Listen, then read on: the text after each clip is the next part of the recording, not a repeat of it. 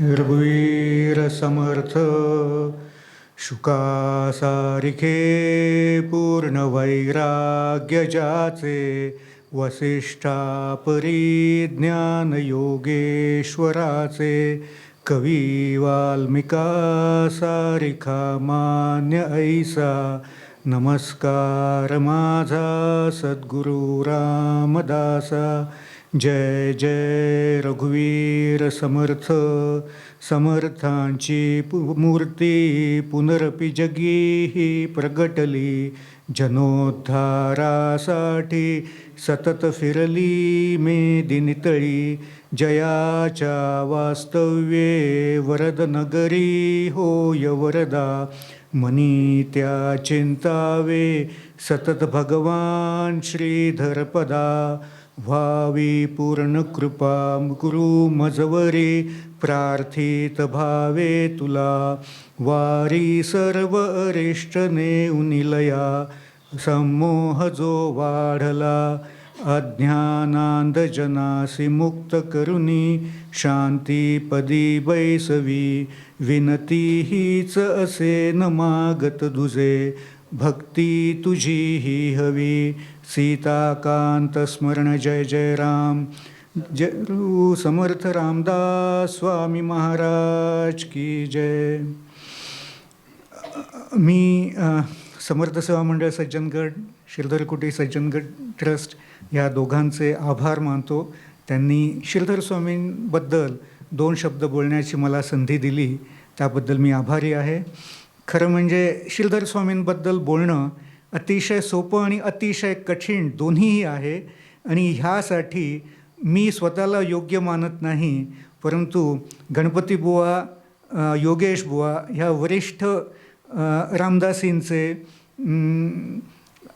आभार मानून त्यांना विनंती करून मी हे 2 शब्द बोलण्याचं धाडस करत आहे.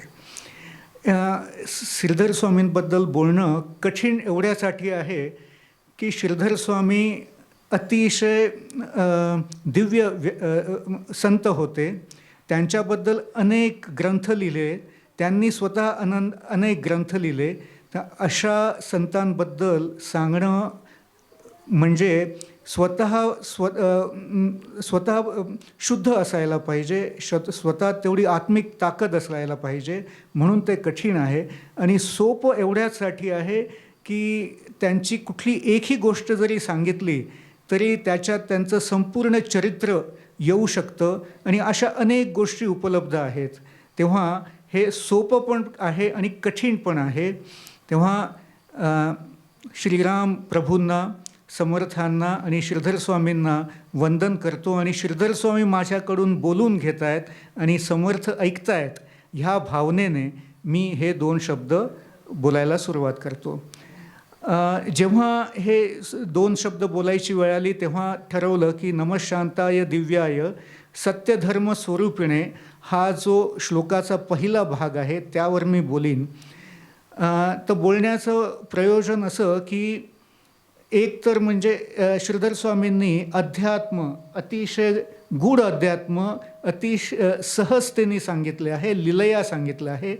पण तसं सांगणं आपल्याला जमणार नाही, कारण की कदाचित ते वृक्ष होईल.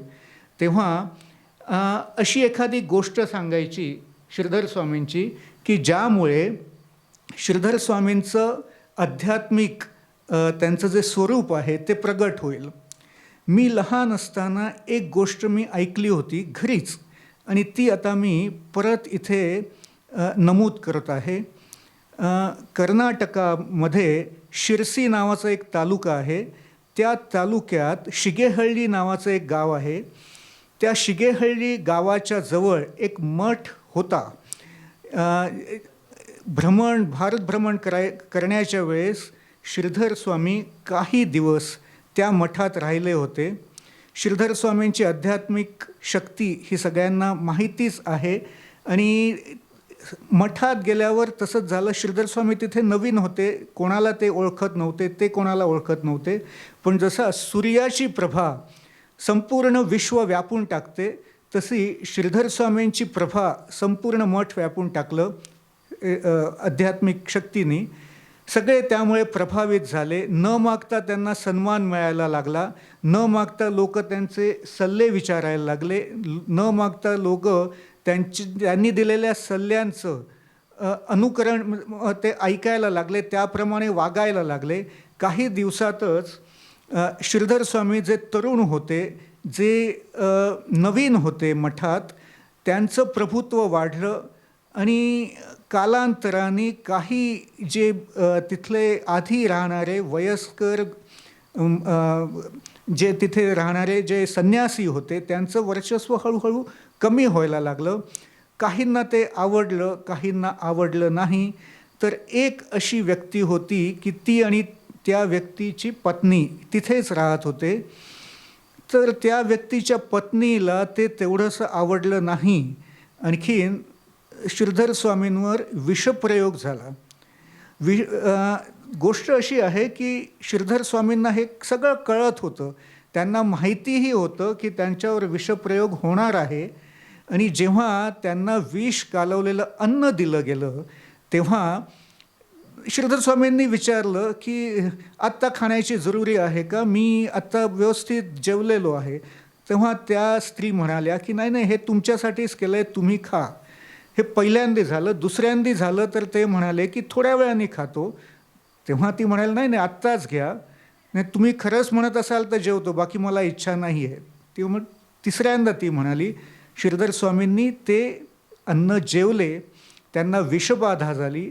विषबाधा झाल्यावर त्यांना त्रास व्हायला लागला. त्रास व्हायला लागल्यावर त्यांनी काय तो सगळा त्रास सहन केला. लोकांना असं जाणवलं की म्हणजे लोकांची इच्छा होती की ह्यांनी ह्याच्यातून बाहेर व्हावं. विषबाधा जी झालेली आहे त्याच्यातून बाहेर यावं. लोकांनी त्यांना विनंती केली. तेव्हा श्रीधर स्वामींनी उपाय पण सांगितला. लोकांनी उपाय अंमलात आणला. श्रीधर स्वामींचं विष कमी झालं, ते बरे झाले. तेव्हा लोकांना कळलं सगळं की कोणी काय झालं, काय केलं आहे, विषबाधा कशामुळे केली आहे. आणखीन त्या स्त्रीला ते दोष द्यायला लागले. तेव्हा श्रीधर स्वामी म्हणाले की स्त्रीला तुम्ही दोष देऊ नका. प्रत्येक स्त्रीमध्ये आई आहे, तेव्हा कुठल्याही स्त्रीला तुम्ही कधीही अपशब्द बोलू नका. तेव्हा लोक म्हणाले की ह्यांनी तुम्हाला विषबाधा केली तरी तुम्ही म्हणता की ह्यांना अपशब्द बोलू नका, हे कसं शक्य आहे? तर ते म्हणाले की चांगल्याबरोबर तुम्ही जेव्हा चांगलं करता तेव्हा एकीकडे चांगलं होतं, दुसऱ्याला कोणाला तरी त्रासही होऊ शकतो. तेव्हा तुम्ही सगळ्यांमध्ये देव समजा, त्यांचा सन्मान करा, त्यांचा आदर करा. मग ते म्हणाले की जर तुम्हाला माहिती होतं की हे विषबाधा होणार आहे का, मग तुम्ही आधीच उपाय का नाही सांगितला, आधीच ते थांबवलं का नाही? तेव्हा ते म्हणाले की टाळायचा त्यांनी प्रयत्न केला, पण त्यांच्या प्रारब्धात कदाचित लिहिलं असेल. आणि प्रारब्ध हेच होतं की श्रीधर स्वामींची वर्चस्व वाढल्यामुळे त्या स्त्रीचे जे यजमान होते, जे ज्योतिषी होते आणि स्वतः अधिकारी गृहस्थ होते, त्यांचं महत्त्व कमी झालं.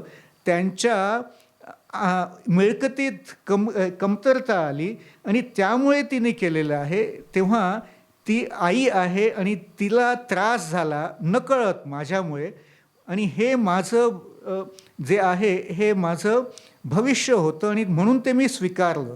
तेव्हा माझ्याकडून अप्रत्यक्षपणे त्या स्त्रीला, त्या आईला त्रास झालेला आहे आणि हे भोगणं माझं भाग्य होतं, म्हणून मी ते स्वीकारलं. लोकांनी जेव्हा सांगितलं तुम्ही आम्हाला जिवंत पाहिजेत, हे लोकांची कळकळ जेव्हा मी ऐकली तेव्हा, आणि त्या स्त्रीचं पण मन होतं, तिच्या यजमानांचं पण मन होतं, इच्छा होती की मी जगावं म्हणून मी जगलो, बाकी माझ्यात मरणाची भीती नव्हती, मी मरायला तयार होतो.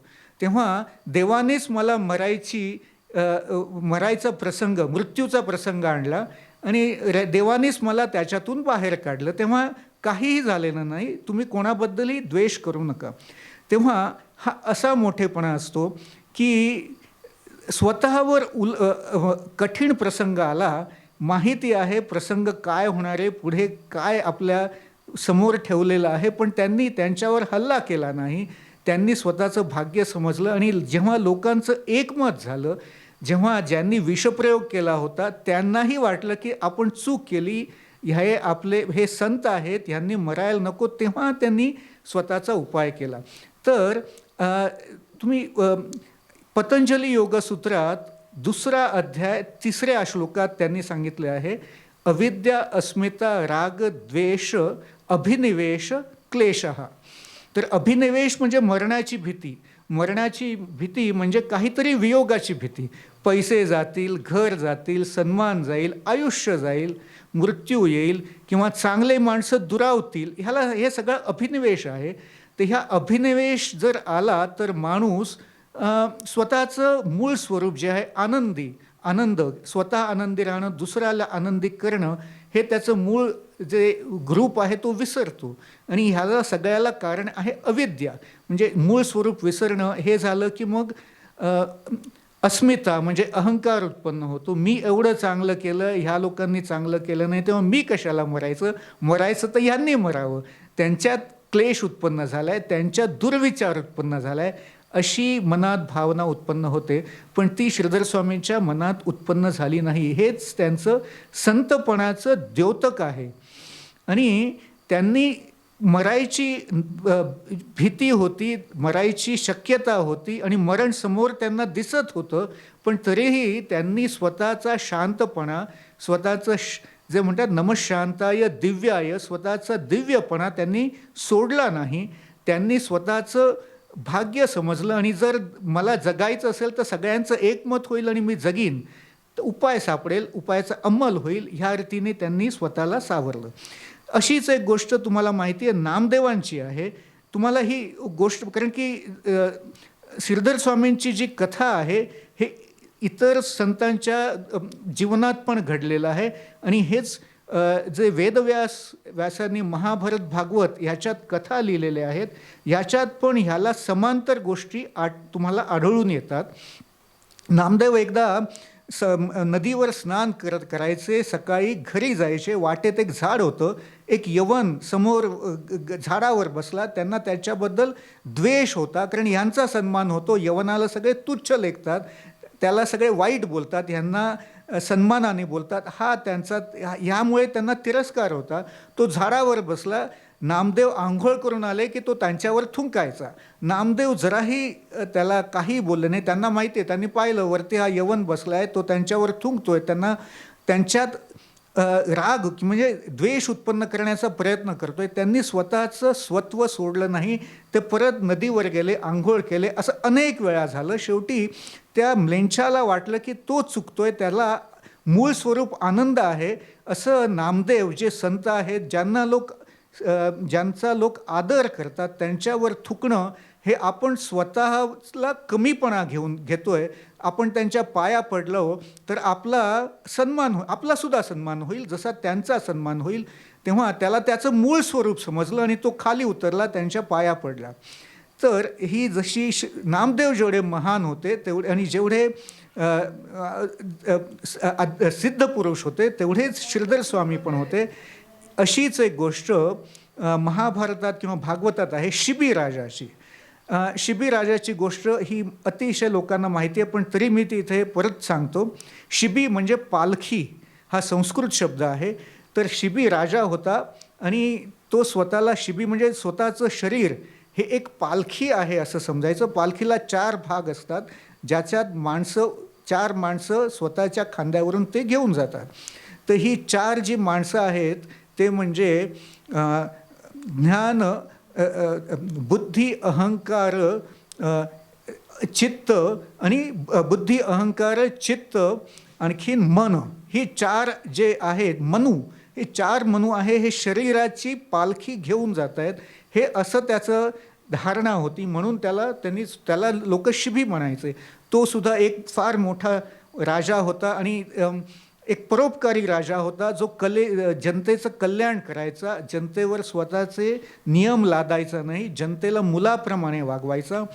एकदा त्याच्याकडे कबूतर उडत उडत आला आणि त्याच्याकडे त्यांनी शरण मागितली आणि म्हणाला की त्याला एक ससाणा पकडतोय, त्यांनी त्याला वाचवावं. ससाणा त्याच्या मागोमाग ताबडतोब आला. ससाण्याने सांगितलं की हा माझा शिकार आहे, तू ह्याला शरण दिलं तर मी खाणार काय? तेव्हा की मी तुला माझं राज्य देतो, तुला हवं तेवढं खा तू.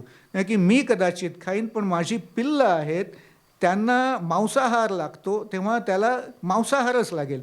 तेव्हा ह्याला तुम्ही सोडलं तर मांसाहार म्हणून तुम्ही काय देणार, दुसऱ्या कोणाचा जीव देणार.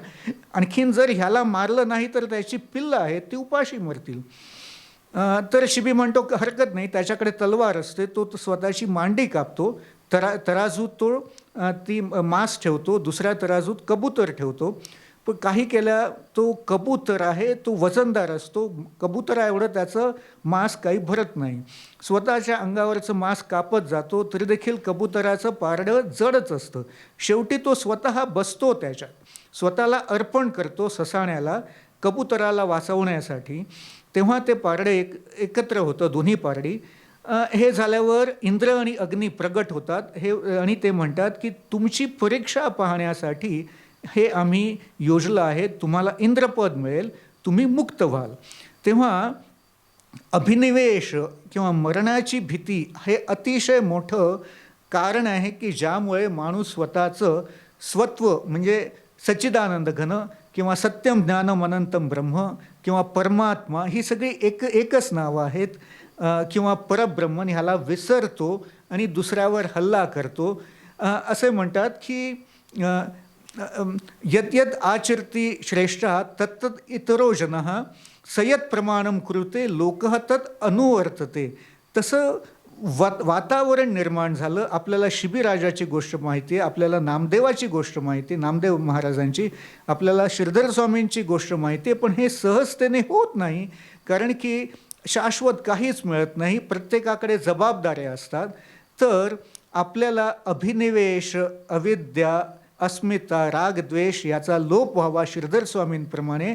आणखीन प्रत्येकाला स्वतःचं जे मूळ स्वरूप आहे ते टिकवणं सोपं जावं अशीच मी श्रीधर स्वामींकडे प्रार्थना करतो. कारण की हल्ली काय असतं, तुम्ही जगात पाहतच आहात की जगात काय चाललेलं आहे, तर माझं अस्तित्व धोक्यात आलं तर मी युद्ध करीन, तुमच्यावर अणुबॉम्ब टाकीन. हे जेव्हा श्रेष्ठ जे आहेत किंवा हे अशी म्हणजे ह्या विचारधारणाचे जेव्हा चलती असते, ही आहे कलियुगात ह्या धारणेची चलती आहे किंवा हे प्रचलित आहे.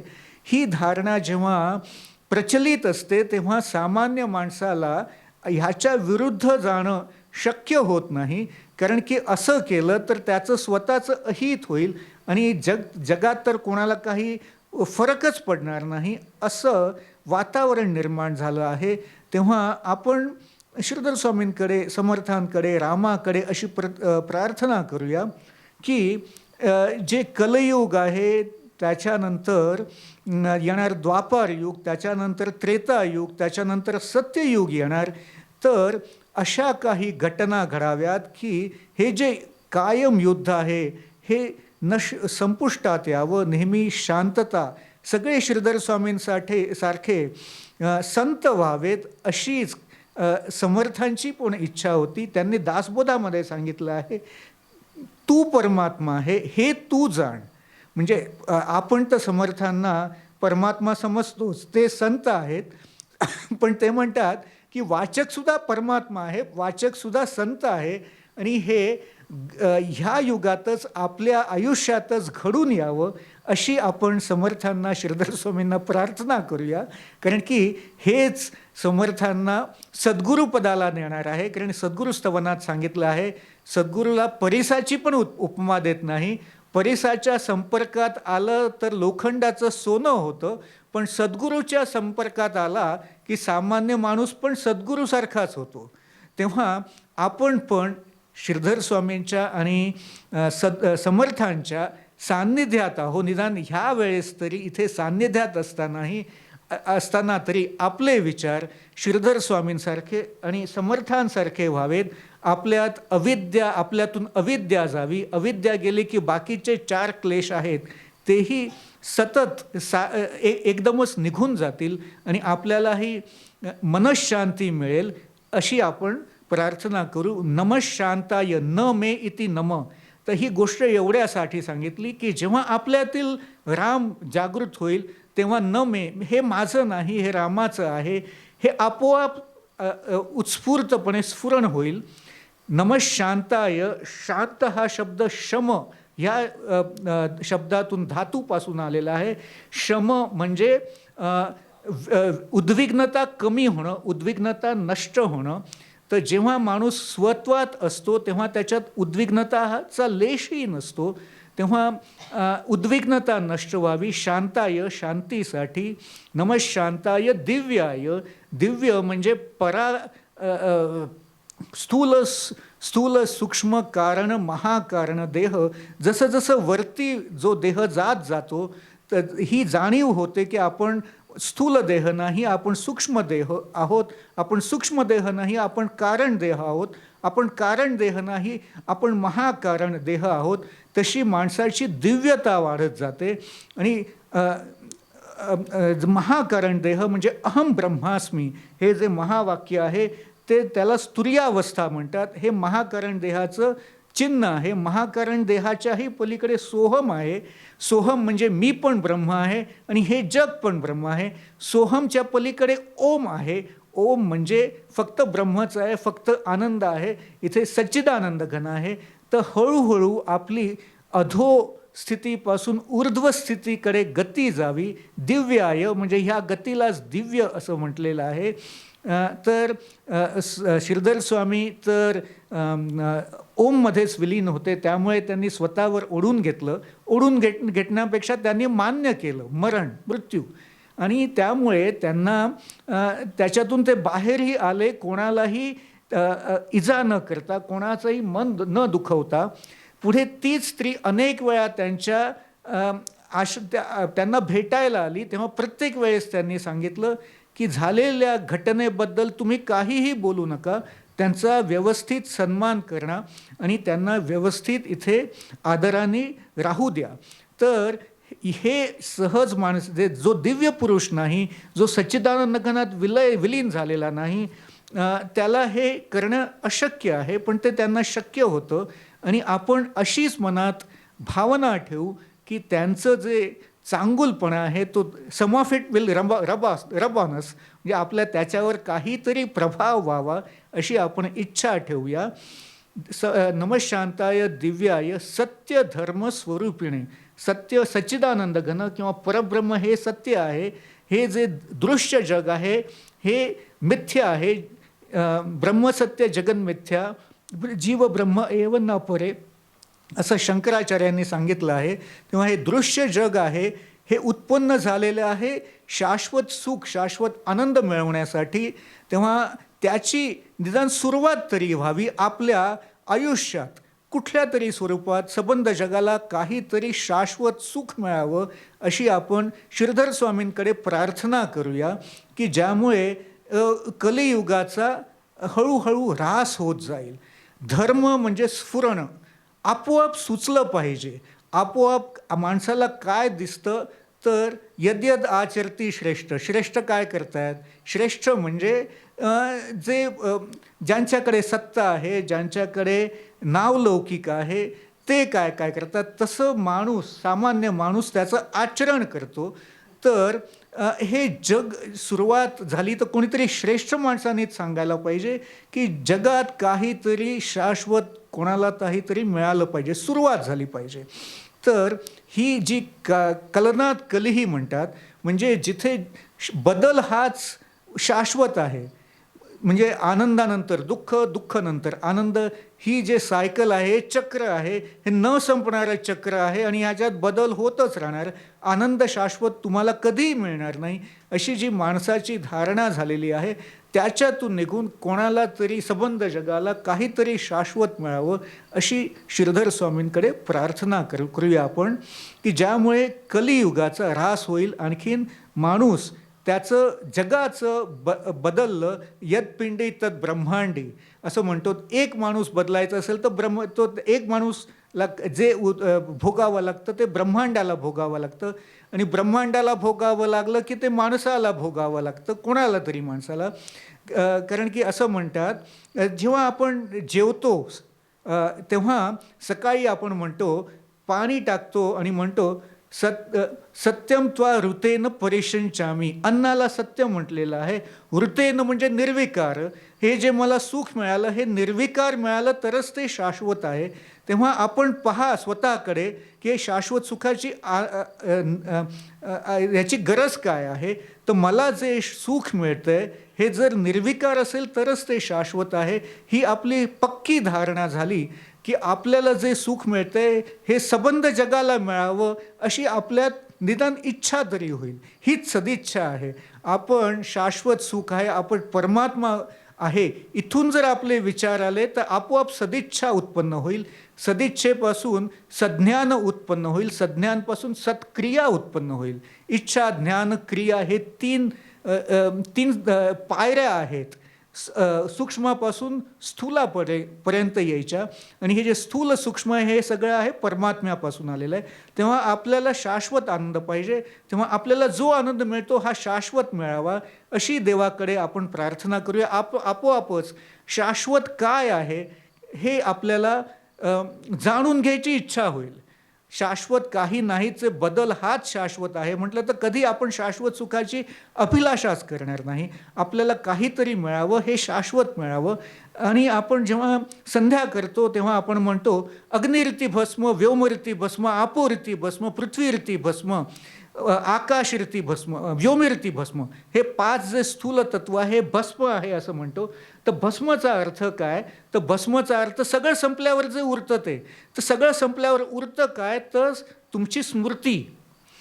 तुम्ही अन्न खाता तेव्हा जगातल्या लोकांना तुमच्याबद्दल स्मृती काय होईल याचा विचार करा. तुम्ही जेव्हा पक्वान्न खाता तेव्हा जगाला पक्वान्न मिळावं अशी इच्छा करा. प्रत्येकाला मिळावं. आपोआप त्या रीतीने घटना घडत जातील. तुम्ही जेव्हा स्वतःकडे बोलता, स्वतःबद्दल मनात विचार येता तेव्हा तुम्ही जगाशी बोलता हे आपल्याला आपोआप कळतं. पुष्कळ वेळा असं तर मनात जे विचार येतात तशा गोष्टी घडतात. हे प्रत्येकाचंच होतं. तेव्हा अग्निरिती भस्म, व्योमरिती भस्म म्हणजे प्रत्येकाला शाश्वत सुख मिळावं असे निदान मनात तरी प्रार्थना करूया की शाश्वत काय आहे ह्याचं आपल्याला ज्ञान होईल. तर शाश्वत काय आहे. तर राम हा शब्द शाश्वताचा आहे. तर राम म्हणजे समष्टी आणि व्यष्टी ह्याला दोघांना सुख देणारा जो आहे तो राम आहे. तर रामतापनी उपनिषदात हे एक रामाची व्याख्या दिलेली आहे. ओम नमो नारायणाय ह्यामधला राम आणि ओम नमः शिवाय ह्यातला हा एकत्र केला तर राम हा शब्द उत्पन्न झाला. आणि ह्या रामाची मी आराधना करतो आहे. म्हणजे मी समष्टी व्यष्टी दोघांनाही सुख मिळावं अशी इच्छा करतो आहे. आणि ह्याचा अर्थ असा की समर्थ म्हणाले की खरे समर्थ तर राम आहेत. तर राम म्हणजे समष्टी व्यष्टी ह्याला दोन्ही सुख मिळणं हेच खरं आपले दैवत आहे. आणि ह्याचा अर्थ समष्टी व्यष्टी दोघांनाही सुख मिळणं हे जरी कठीण वाटत असलं तरी आपण मनात इच्छा करूया की मी जेव्हा सुख मिळतो तेव्हा हे सुख सबंध जगाला मिळावं, समप्रमाणात मिळावं, सतत मिळावं. कारण कोणालाही सुख स्वतःकडून जावं अशी कधीच इच्छा नसते. माणूस कष्ट करतो ते सुख मिळावं म्हणूनच कष्ट करत असतो. दुःख मिळावं, यातना व्हाव्या म्हणून कधी कष्ट करत नसतो. तेव्हा शाश्वत काय आहे आणि हे शाश्वत जे आहे ते प्रत्येकाला उपलब्ध व्हावं अशी आपण इच्छा करूया. आणखीन मी 11:30 वेळ होता. 5 मिनटं मी आणखीन कदाचित बोलीन, त्याला समारोप करीन. आणखीन इथे संपवीन. कोणाला काही प्रश्न विचारायचे असतील तर आपण याबद्दल बोलूया. तर मी हे आत्तापर्यंत सांगितलं हे फक्त पारलौकिकात सांगितलं, अध्यात्मात सांगितलं. आता 2 ते 5 मिनटं मी ह्याचा भौतिकात, लौकिकात कसा उपयोग आणता येईल ह्याबद्दल सांगूया. एक तर गोष्ट, मनात जो विचार येतात त्याप्रमाणे जग बदलत असतं. आणखीन त्यामुळे आपण शाश्वत सुख आहोत आणि सबंध जग पण शाश्वत सुख आहोत ही आपण स्वतःत धारणा तीव्र करूया. आणि आपल्याला जे आपण म्हणतो यद्यद आचरती श्रेष्ठ, तर हे जे आहे तर हे जे विज्ञान आहे, लौकिक विज्ञान, जे भौतिक विज्ञान आहे त्याचा सगळ्याचा उगम ह्या परमात्म्यापासूनच व्हावा. परमात्म्याशी याची विसंगती आहे. लोक म्हणतात की व्यवहार आणि अध्यात्म ह्या दोन वेगवेगळ्या गोष्टी दिशेला जाणाऱ्या गोष्टी आहे. व्यवहारात राहायचं असेल तर तुम्हाला द्वैतात राहावं लागेल. तर ते तसं तसं योग्य नाही आहे. कारण की आता भौतिकशास्त्र हे पण अद्वैताकडे जातं आहे. पूर्वी कॉम्प्युटर होते, त्याच्यात 0 आणि 1 ह्या दोन गोष्टी होत्या, त्याच्यावर संपूर्ण कॉम्प्युटर आधारित होता. सुपर कॉम्प्युटर पण ह्याच गोष्टीवर आधारित होते. आता कॉम्प्युटर क्वांटमवर आधारित झालेले आहे. 0 आणि 1 एकत्र आलेलं आहे. हेच अद्वैत आहे की 0, 1 आणि 1 हे एकमेकांपासून वेगळे नाहीत. आणि हे जे नवीन कॉम्प्युटर आले आहेत जे अद्वैतावर आधारित आहे, यांची कार्यक्षमता एवढी आहे की जे पूर्वीचे सुपर कॉम्प्युटर हजारो वर्षांमध्ये प्रश्न सॉल्व करू शकले नसते, त्याची उत्तरं कॉम्प्युटर क्वांटम म्हणजे अद्वैतावर आधारित कॉम्प्युटर हे काही सेकंदात देत आहेत. तर हे जसं संगणकात माहिती झालेलं आहे, हे इतर शास्त्रांना पण अर्थशास्त्र आहे, सामाजिक शास्त्र आहे. स्मृती सामाजिक शास्त्र सांगतात स्मृतीचा जो पाया आहे तो श्रुती आहे. आणि जर स्मृती आणि श्रुती ह्यामध्ये जर विसंगती असेल तर श्रुतीला मानावं, स्मृतीला मानावं नाही, असंही शास्त्रात सांगितलेलं आहे. तर स्मृती म्हणजे सामाजिक शास्त्र आहे, हे पण अद्वैतावर आधारित व्हावं. राजकीय शास्त्र जे राजकीय शास्त्र आहे ते पण अद्वैतावर आधारित व्हावं. हे अशी आपण प्रार्थना करूया. प्रार्थना केली तर आपोआप तशा गोष्टी घडत जातील. आणि त्यामुळे जो आनंद मिळेल तो स्थायी टिकणारा असेल. लोक म्हणतात अंतेमती तैसी गती.